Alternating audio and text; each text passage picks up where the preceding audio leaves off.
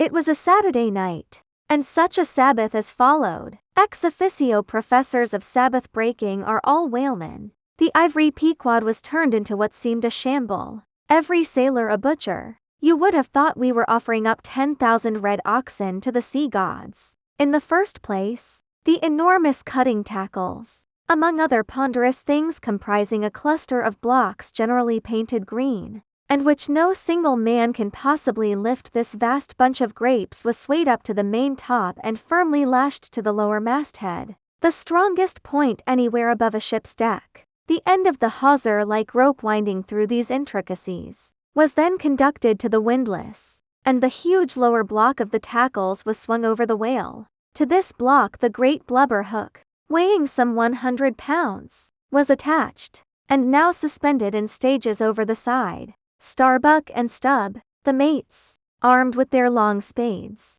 began cutting a hole in the body for the insertion of the hook just above the nearest of the two side fins. This done, a broad, semicircular line is cut round the hole, the hook is inserted, and the main body of the crew, striking up a wild chorus, now commence heaving in one dense crowd at the windlass, when instantly, the entire ship careens over on her side. Every bolt in her starts like the nail heads of an old house in frosty weather. She trembles, quivers, and nods her frighted mastheads to the sky. More and more she leans over to the whale, while every gasping heave of the windlass is answered by a helping heave from the billows, till at last, a swift, startling snap is heard. With a great swash the ship rolls upwards and backwards from the whale, and the triumphant tackle rises into sight, dragging after it the disengaged semicircular end of the first strip of blubber. Now as the blubber envelopes the whale precisely as the rind does an orange,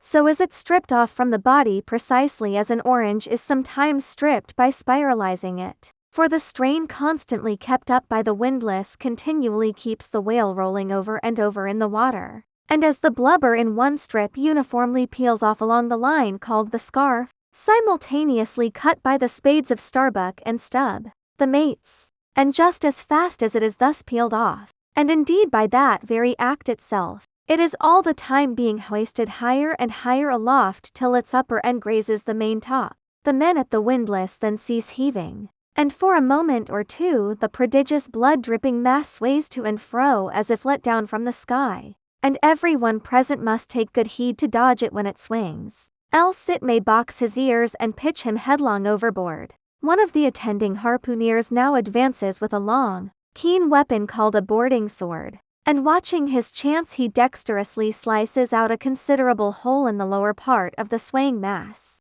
Into this hole, the end of the second alternating great tackle is then hooked so as to retain a hold upon the blubber, in order to prepare for what follows, whereupon, this accomplished swordsman, warning all hands to stand off, once more makes a scientific dash at the mass, and with a few sidelong, desperate, lunging slicings, severs it completely in twain, so that while the short lower part is still fast, the long upper strip, called a blanket piece, swings clear, and is all ready for lowering. The heavers forward now resume their song, and while the one tackle is peeling and hoisting a second strip from the whale, the other is slowly slackened away, and down goes the first strip through the main hatchway right beneath, into an unfurnished parlor called the blubber room. Into this twilight apartment sundry nimble hands keep coiling away the long blanket piece as if it were a great live mass of plaited serpents, and thus the work proceeds,